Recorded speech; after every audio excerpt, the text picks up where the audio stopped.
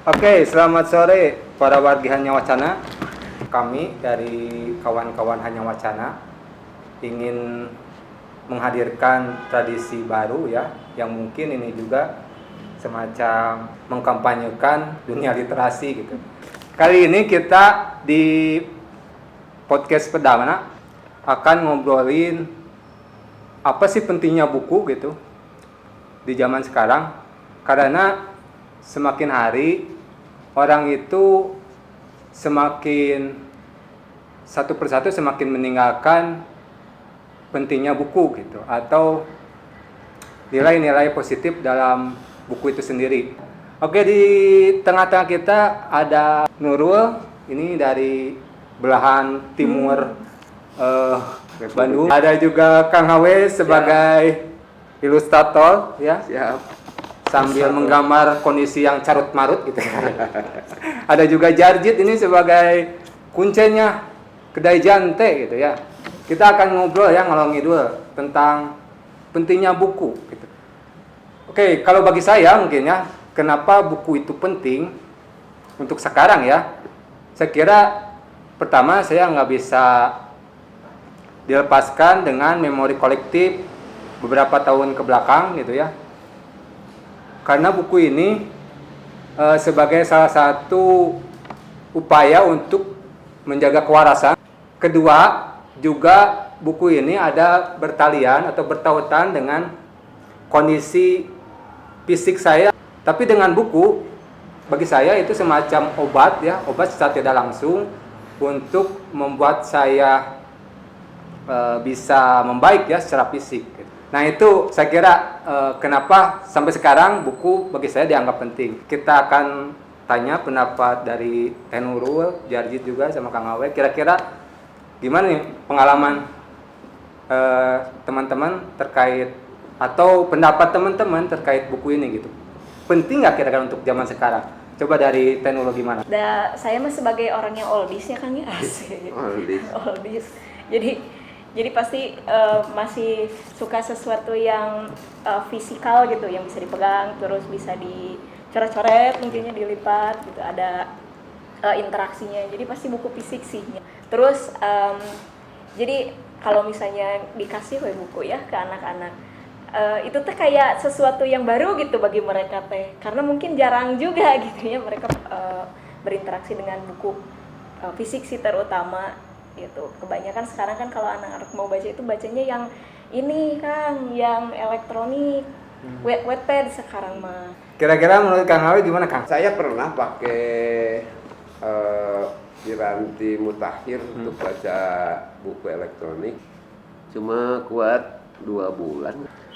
Yang jelas belakangan saya kembali lagi bawa buku fisik kayak sekarang bawa gitu. Nah itu yang di Nurul. Jumpa lahiri. Ya. Terutama yang paling saya sukai sih buku saku. Memang tumbuh di zaman pradigital, ya. Juga mungkin karena itu saya merasa lebih nyaman aja pakai buku fisik. Dan kalau baca buku fisik itu kalau belum selesai bukunya kan hadir tuh kelihatan. Iya. Kita ingat lah kalau misalnya taruh di ruangan mana ingat. Tapi kalau di buku elektronik kalau kita lupa aja bener lupa tidak tinggal gitu, tidak terlihat. Untuk Kang Jarjit gimana nih? Saya merasa buku itu penting karena mungkin menjadi tolak ukur perjalanan hidup juga sih. Saya kan mengenal dunia buku itu dari mulai masuk kuliah sebenarnya. Menjadi patokan perjalanan hidup itu maksudnya, saya pernah baca buku ini di usia sekian. Nah, itu masuk gitu. Iya benar. Sesuai dengan perkembangan kehidupan saya juga gitu. SMA juga baca tapi lebih ke novel-novel teen lit ciklit gitu kan. Kamu kembang saya pernah masuk, dan ketika saya membaca, ketika beberapa tahun kemudian ketika saya juga mengalami perkembangan pengalaman hidup, membaca kembali buku-buku yang sudah lama. Jadi ada nostalgiknya juga, ada juga pembaharuan terhadap sudut pandang dan wawasan juga. Itu menjadi menarik juga sih. Kira-kira Nurul ada memori kolektif yang menarik nggak? Kira-kira memori kolektif? Ini sih kalau saya mah waktu kecil paling ya, karena kan buku pertama itu pasti berkesan gitunya, atau memori-memori ketika kecil itu pasti berkesan. Jadi dulu memang bacaan pertama saya itu majalah Bobo, itu mah itu juga bekas gitu. Atau majalah Walt Disney waktu dulu masih ada. Nah itu berkesan gitu. Jadi karena saya waktu waktu SD itu sakit-sakitan kan ya. Dan itu tuh salah satu yang menemani saya gitu kalau lagi sakit. Nah lucunya kan kalau anak kecil ketika dapat ada gambarnya, kemudian ceritanya menarik kan imajinasinya jadi bagus gitu ya, jadi meningkat. Nah saya terinspirasi saat itu tuh untuk bikin cerita sendiri ceritanya, gara-gara baca buku itu. Berangkat dari majalah, kemudian itu bisa langsung menghasilkan karya gitu ya? Ya beberapa kali baca dulu kan, Okay. kemudian terinspirasi bikin cerita yang lain gitu kan. Biasanya nggak puas ya kalau misalnya baca ada cerita ini kok endingnya kayak gini, bikin sendiri gitu. Ditulis lah itu di pintu di pintu, jadi pas orang pas masuk assalamualaikum ya namun di sana coret-coret gitu, baca dulu Cerpen dinding ya? cerding ini mah, tapi untungnya tuh nggak dimarahin ya. Oke. Menarik.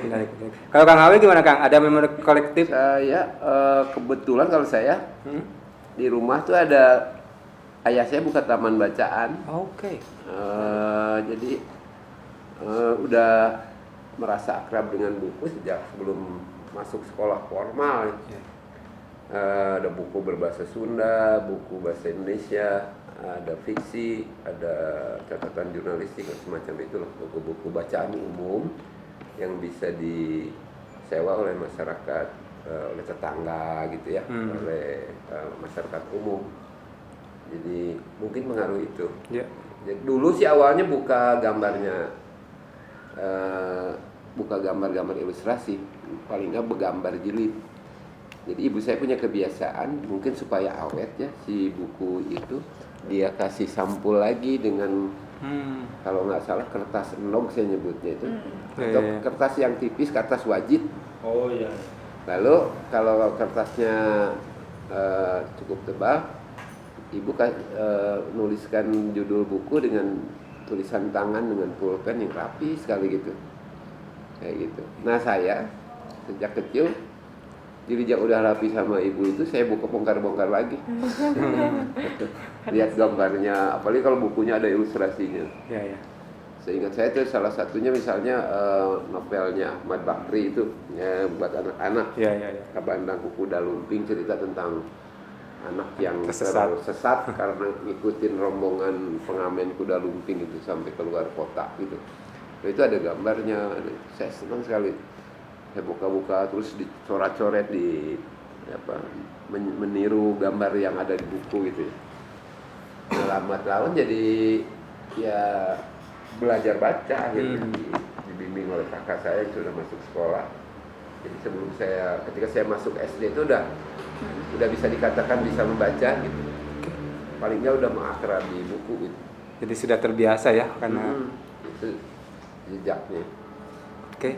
Kosakata. Jarjit gimana Kang? Saya sering baca buku, enggak sih, saya sering bacanya majalah koran bola, dulu banget, soccer sama tabloid bola aja.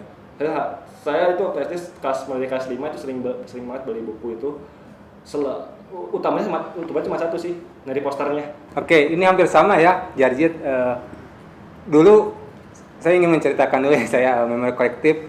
Waktu SD saya juga sempat diperkenalkan dengan buku komik ya, Tatang Es. Kalau tahu pastilah, tahulah Tatang Es. Itu dijual kalau nggak salah harganya itu 300 sampai 500 rupiah kan. Saya penasaran juga ini apa isinya gitu. Waktu itu memang nggak paham kan ya, masih kecil SD gitu. Yang saya kira itu kalau secara cerita dari unsur ceritanya itu nggak jauh ngomongin kisah-kisah sehari-hari gitu, nggak terlalu serius, nggak terlalu lucu juga gitu. Itu buku pertama ya, mungkin hampir sama ya tadi, komik mungkin ya, itu juga termasuk komik Tatang Es. Saya kira bisa jadi pemantik juga minat baca mungkin ya dulu.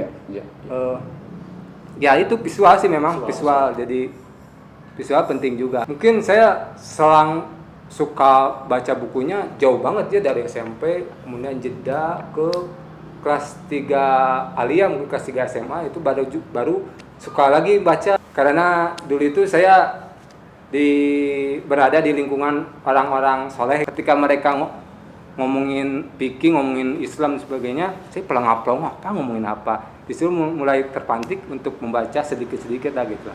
Itu mungkin kalau saya pengalaman awal mula terpantik untuk membaca gitu ya, membaca buku. Kalau sekarang nih menurut Tenulul, Kang Awe, Kang Jarjit gitu ya, kira-kira penting juga nggak untuk mengkampanyekan membaca gitu, membaca buku? Kalau menurut Teh Nurul gimana?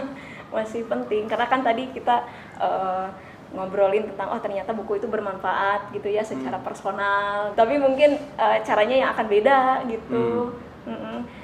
Sekarang mah mungkin kalau misalnya mengkampanyekan asiknya baca buku ke Gen Z sekarang gitu ya, nggak bisa kalau cuma ngobrol gitu kan. Tapi mungkin cara menyiasatinya atau ya caranya lah atau metode-metodenya yang harus sangat diulik gitu sih. Oke. Menurut Kang Awe gimana? Penting. Kalau kita terbiasa baca buku kan kita relatif lebih tenang di dalam mencerap sesuatu. Sementara saat ini kan di medan komunikasi yang ditandai dengan media sosial dan sebagainya ya, terlepas dari berbagai manfaat yang luar biasa ya, orang seperti tidak sabaran loh. Iya. Baru misalnya mendapat informasi, malah seringkali disinformasi ya. Orang udah ikut membuat judgement, keputusan, malah ikut menilai suatu keadaan gitu, mengomentari paling tidak. Kalau orang yang terbiasa baca buku sih kayaknya enggak gitu. Dia lebih tenang, dia renungi dulu, lihat dulu duduknya perkara gitu ya, dari berbagai aspek. Baru dia kalaupun dirasa perlu itu pun dia mengutarakan pandangan yang mengenai hal yang dibicarakan gitu. Kedua juga saya kira baca buku masih tetap buat saya sih cara mengisi waktu yang paling baik ya. Mengisi waktu yang paling baik. Kalau boleh agak muluk-muluk, baca buku sebagaimana menulis, menggambar, buat saya sih semacam meditasi sehari-hari gitu.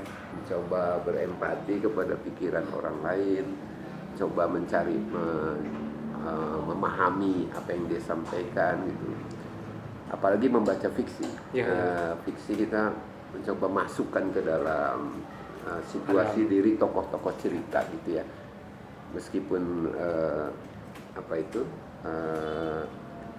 realitasnya imajiner, tapi justru karena itu kita diperkuat di dalam memahami kenyataan hidup kita sendiri.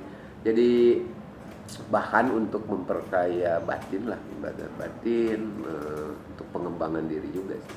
Kalau saya pribadi masih menganggap buku itu wilayah personal. Nah, yang kita dapatkan ketika membaca buku itu kan nilainya masing-masing. Ya. Mungkin ketika saya membaca buku yang sama dengan Wahawe atau Kang Hafiz atau Teh Nurul, nah, mengapa jadi penting? Karena dari awal pun kita sudah belajar untuk membaca. Dari awal pun kita kan sudah belajar untuk membaca. Bagaimana kita dididik untuk membaca situasi lingkungan, membaca situasi keluarga, dan secara teks itu kan bisa dipelajari di buku. Bukan berarti ketika membaca buku kita menjadi orang nerd atau orang cupu atau enggak sih. Nah itu mungkin juga berpengaruh mungkin ya banyak. Ada anggapan baca buku masih orang cupu mungkin sok pinter atau gimana itu dia. Padahal itu semua orang butuh gitu kan. Semua hal butuh ada literasinya mungkinnya. Kalau saya sini gini, ketika misalkan ada banyak komunitas nih ya di seluruh Indonesia atau dalam lingkup Bandung ini, ada komunitas reptil misalnya, komunitas K-pop, komunitas hijrah misalkan. Nah dari berbagai komunitas ini mustahil dia nggak ada literasinya, nggak ada. Pasti ada. Nggak ada sejarahnya atau basic bacaannya, mustahil itu. Makanya di situ bacaan atau buku itu menjadi penting ketika kita memasuki di berbagai ranah gitu. Pernah nggak menghadapi mahasiswa yang kayak gitu nih, atau siswa kayak gitu? Yang disuruh baca ada aja alasannya gitu. Mengeluh gitu, terutama tentang ketebalan buku ya. Kan saya sering menyodorkan buku fisik, saya jarang atau nggak pernah menyodorkan buku yang digital ya atau bentuknya sepile gitu. Iya, sama aja sih di sekolah juga kan sekarang ada giat literasi namanya. Jadi sebelum pelajaran dimulai itu harus baca dulu misalnya, atau tiap siswa itu dikasih tugas untuk baca gitu ya. Ya gitu kasusnya, mereka milih buku yang paling tipis gitu dengan asumsi ya paling mudah. Walaupun ya udah kita siasati dengan coba nanti misalnya ada reward gitu ya. Kalau untuk anak ya sekolah yang menengah-menengah ada reward gitu. Ya adalah gitu, lumayan yang mengerjakan. Kang Owe pernah mengalami gitu dengan mahasiswanya nih kan, Wah. yang rudet kayak gitu? Pernah tiap semester. Saya kan mengajar membawakan beberapa mata kuliah. Seingat saya apapun mata kuliahnya tugasnya pasti suruh baca. Dan mahasiswa saya selalu saya minta menulis dengan tangan catatan pengalaman bacaannya, saya anggap aja jurnal mereka gitu ya. Semacam catatan harian, nanti saya evaluasi di akhir semester. Ya dari satu kelas tuh paling 25% lah yang memenuhi harapan gitu ya. Selebihnya memang ya seperti itu, intinya mereka malas disuruh membaca. Padahal kan kalau saya masih berpandangan kuno ya, bahwa jantung universitas itu harusnya di perpustakaan kan, bukan di ruang kelas. Tapi ya minat baca itu harus dipupuk sejak dini. Kalau terlambat ya susah, di kampus nggak akan bisa berkembang. Nah, teman-teman yang memang di sekolah dasar atau sekolah menengahnya tidak terbiasa baca buku, itu akan repot. Beda dengan teman-teman mahasiswa yang memang punya kegemaran membaca atau kesanggupan membaca. Nah, soal digitalisasi peradaban, buat saya platform digital sebetulnya bisa membantu harusnya kita untuk mengapresiasi buku. Saya ada contoh kecil, saya suka mengikuti podcast gratisan yang dari BBC itu mengenai puisi ya, judulnya Poetry Please itu. Jadi di situ dibicarakan beberapa puisi dalam sejarah sastra Inggris, dari yang klasik sampai yang mutakhir, dan biasanya dicuplik atau diperdengarkan pembacaan beberapa puisi yang mereka bicarakan dalam waktu yang tidak lama, sekitar 20-30 menit gitu. Nah, saya mendengarkan kan tidak semua pengarang yang dia bicarakan di situ saya kenal gitu. Nah, begitu disebutkan namanya saya catat atau saya ingat-ingat, kemudian habis mendengarkan itu saya googling, cari entry mengenai pengarang itu, terus udah pasti cari bukunya. Di mana nih ada bukunya, bisa beli di mana gitu. Syukur-syukur ada yang jualan buku bekas gitu di lapak online, memudahkan. Harusnya sih bagian orang menjadikan platform digital ini malah jadi tambah memperkuat kemalasan Ya itu betul Kang, betul. Harusnya justru memperkuat ke minat baca harusnya. Kira-kira menurut Akang perlu nggak ada tendensi misalkan dari sistem kampus atau ya sistem kampus lah gitu, agar mahasiswanya nih banyak berdiam di perpustakaan atau wajib membaca sekian buku seminggu misalkan, itu gimana Kang? Perlu, sangat perlu. Malah sebetulnya kampus saya misalnya itu berlangganan jurnal loh, secara online, jurnal itu untuk bisa dibaca, diakses oleh mahasiswa tanpa harus keluar banyak biaya gitu. Buku juga gitu ya, tapi ya kondisinya kalau lihat koleksi perpustakaan di kampus ya saya aja gitu, buat saya sih memprihatinkan gitu, masih memprihatinkan, koleksinya kurang banyak, terus kurang termutakhirkan gitu ya, dan pengunjungnya sedikit. Itu pun hanya dosen pengunjungnya. Bukan, yang mau skripsi. Oh, skripsi biasanya. Oh iya, betul. Yang skripsi Nah, itu pun perlu, sebetulnya kan perlu edukasi juga. Benar. Perlu edukasi sejak dini mengenai bahaya plagiarisasi. Kedua, perlu saya kira edukasi mengenai cara mencari referensi dan memanfaatkannya dalam proses penulisan kita sendiri gitu. Sebetulnya di esai salah satu esainya Montaigne itu udah disinggung-singgung ya bagaimana pentingnya membaca dan mempelajari referensi itu, membaca buku-buku pemikir terdahulu dalam pendidikan anak-anak itu, dalam pendidikan yang baik. Nah itu diantaranya. Mungkin selama sekarang agak cenderung terabaikan itu hal-hal kecil yang berkaitan dengan cara membaca kalimat, mencerap paragraf, mengikuti alur kalau dia fiksi gitu ya, cara menyerap metafor di dalam puisi dan seterusnya. Karena pada dasarnya membaca itu kan proses yang tidak bisa tergesa-gesa. Iya, betul. Nggak bisa. Harus direnungi dulu. Kalau skimming sih bisa cuma cari informasi atau kesan selintas, beberapa halaman kita bisa cepat. Itu hanya orang-orang yang luar biasa yang bisa baca buku cepat gitu loh. Baca buku itu pada dasarnya lambat dan itu ada judul buku bagus ditulis oleh saya kira guru sekolah dan saya kira benar apa yang dia terangkan di situ. Judulnya menarik juga, agak ironis ya. Slow reading in a hurried age. Membaca lambat di dalam zaman yang tergesa-gesa. Jadi sebetulnya kalau gitu, kesan saya setelah baca buku, saya lupa siapa itu nama guru itu. Kalau begitu membaca itu jadi terapi loh. Dari kegilaan zaman sekarang yang maunya serba cepat itu.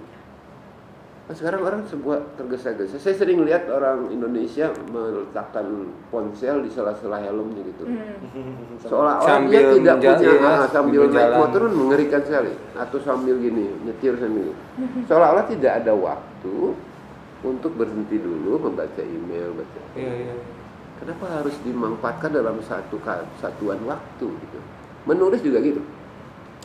Sekarang kan teman-teman, makanya saya paham kalau mahasiswa saya suruh nulis, saya udah 1000 kata aja gitu.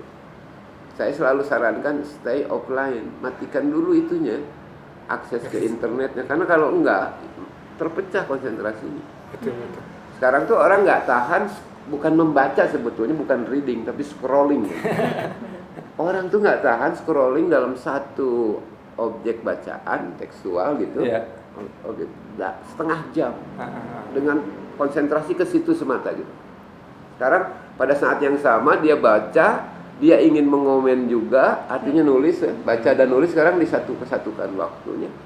Jawab email, balas japrian dari pacar, terus nagih hutang online apa pada saat yang sama gitu. Iya betul. Nah, dalam situasi seperti itu, menurut saya kesanggupan menyediakan waktu paling enggak setengah jam sehari untuk baca buku bisa jadi terapi loh, mudah-mudahan. Mungkin itu yang disebut healing. Yang dinikmati tentunya ya Kang. Iya. Dan direnungi. Kita bisa bayang bagaimana itu Montaigne abad 16 sudah mikirin betapa pentingnya misalnya persahabatan.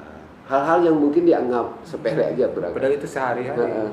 Cara mengasuh anak betul. sehari-hari. Atau saya juga tertarik ya buku Jumpa Lahiri di Whereabouts ini judulnya kan di mana aja gitu. Ini bisa dibaca di mana aja. Saya baca di terminal, di bandara, di kampus, di ruang tunggu dokter, rumah sakit dan sebagainya. Pendek-pendek. Apakah ini juga strategi naratif tersendiri untuk menyampaikan narasi, kisah kepada mereka yang tergesa-gesa atau kepada mereka yang merasa waktunya sempit? Iya betul. Tapi ini luar biasa ini. Saya menjawab ini ya, menjawab semangat zaman. How to Write Short itu contoh yang bagus. Yang itu siapa? Kolumnis Amerika tuh How to Write Short, dia nulis buku. Menurut saya kalau dia cari contoh, ini salah satunya bisa dicalonkan, saya gitu. Jumpalah ini. Kayak gitu. Teman-teman, mungkin obrolan kita cukup ya untuk ngomongin penting buku gitu.